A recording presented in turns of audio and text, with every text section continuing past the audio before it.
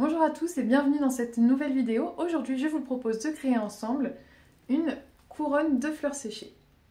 Pour ceux que ça intéresse, je vous mets le lien dans la description pour commander votre kit créatif et je vous propose de passer tout de suite à la création. Vous aurez besoin d'un anneau en métal pour la couronne ainsi que d'une sélection de fleurs séchées de votre choix. Je vous conseille de garder une tige d'environ 4 cm.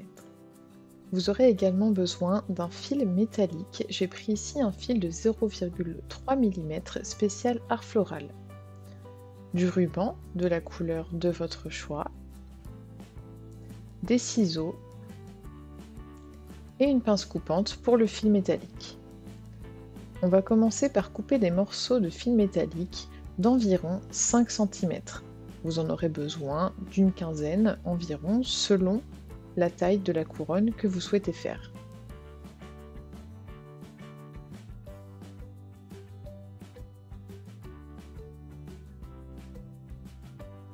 Vous allez ensuite réaliser des mini bouquets avec les fleurs que vous avez choisies. Vous pouvez réaliser des bouquets plus ou moins gros selon l'aspect final que vous souhaitez obtenir.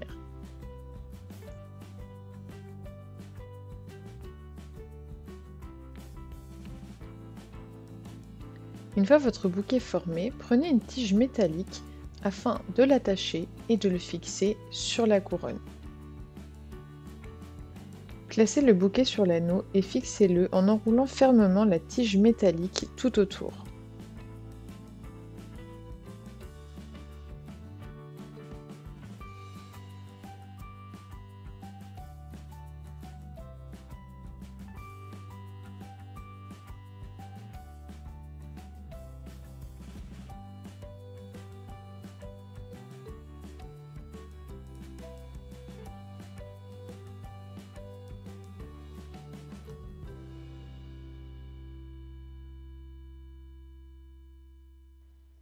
Une fois le premier bouquet placé sur l'anneau, vous allez pouvoir répéter l'opération avec autant de bouquets que vous le désirez.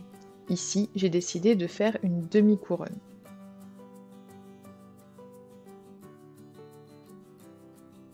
Avant de fixer les bouquets sur l'anneau, disposez-les devant la couronne afin de voir si la disposition vous convient. Vous devrez placer le deuxième bouquet assez haut afin de cacher les tiges du premier bouquet et ainsi de suite.